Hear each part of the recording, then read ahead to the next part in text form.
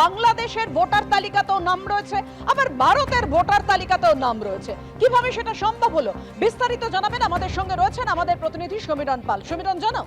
পাপিয়া, গত কয়েক মাস ধরে ভারত বাংলাদেশ সীমান্তবর্তী বনগাঁ, গাইঘাটা এরকম জায়গায় বহু ভোটারের তালিকায় নাম রয়েছে। তাদের বাংলাদেশেও ভোটার তালিকায় নাম রয়েছে, এদেশেও ভোটার তালিকায় নাম রয়েছে।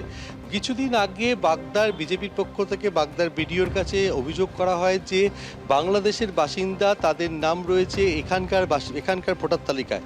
সেরকমই বাগদার সিন্দ্রানী গ্রাম পঞ্চায়েতের নলডুকারি গ্রাম, সেখানে সোহরাব তরফদার এবং রূপা তরফদার, তাদের নাম এদেশের ভোটার তালিকায় রয়েছে। এবং দেখা যাচ্ছে যে বাংলাদেশের যশোর জেলার বেনাপোলের যে ভোটার তালিকা রয়েছে, সেখানে সোহরাব তরফদারের নামই সোহরাব তরফদারের নামে রয়েছে, এবং তার স্ত্রী, যার নাম রূপা তরফদার হিসেবে এদেশের ভোটার তালিকায় রয়েছে, তার স্ত্রীর নাম রহিমা বিবি হিসাবে বেনাপোলের যে ভোটার তালিকা, সেই ভোটার তালিকায় নাম রয়েছে। এবং সেই অভিযোগের ভিত্তিতে ইতিমধ্যেই প্রশাসনের তরফ থেকে তদন্ত শুরু হয়েছে।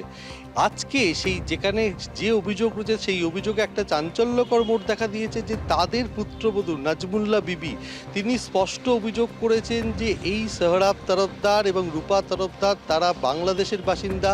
বাংলাদেশের বেনাপোল থেকে বাংলাদেশের পাসপোর্টে এদেশে আসেন, এদেশে এসে কারচুপি করে তারা ভোটার তালিকায় নাম তুলেছেন। তারা আদতেই বাংলাদেশের যশোরের বেনাপোলেই স্থায়ীভাবে বসবাস করছেন। অর্থাৎ যে অভিযোগ বিজেপির তরফ থেকে করা হয়েছিল, তাতে মান্যতা দিয়েছে তাদেরই পরিবারের সদস্য, তাদেরই পুত্রবধূ, যিনি বাগদার সিন্দ্রানী গ্রাম পঞ্চায়েতের নলডুকারি গ্রামের বাসিন্দা। তিনি স্পষ্ট জানাচ্ছেন যে তারা কোনোভাবেই ভারতে বসবাস করেন না, কিন্তু তারা বেআইনিভাবে এই দেশের ভোটার তালিকায় নাম তুলেছেন।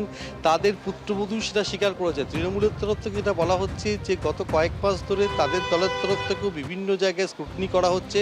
অনেকেরই নাম ভোটার তালিকায় রয়েছে যাদের বাড়ি বাংলাদেশে, এক্ষেত্রেও থাকতে পারে, এবং গোটা বিষয়টি প্রশাসন তদন্ত করে দেখবে। কিন্তু প্রশ্ন হচ্ছে, একেবারে ভারত বাংলাদেশ সীমান্ত লাগোয়া এই সমস্ত এলাকায় কি করে বাংলাদেশের নাগরিকরা তারা বাংলাদেশের পাসপোর্টে এসে এদেশে তাদের ভোটার তালিকায় নাম তুলছেন? অর্থাৎ সেক্ষেত্রে কোনো চক্র সক্রিয় আছে কিনা সেটা প্রশাসনের তরফ থেকে তদন্ত করে দেখা হচ্ছে। কিন্তু বিজেপির পক্ষ থেকে স্পষ্ট অভিযোগ করা হচ্ছে যে ভোট ব্যাংক সক্রিয় করার জন্য, ভোট ব্যাংক মজবুত করার জন্য এইভাবে বাংলাদেশি নাগরিকদেরকে, বাংলাদেশের পাসপোর্টে আসা বাংলাদেশি নাগরিকদেরকে বেআইনিভাবে ভোটার তালিকায় নাম তুলছে শাসক দল।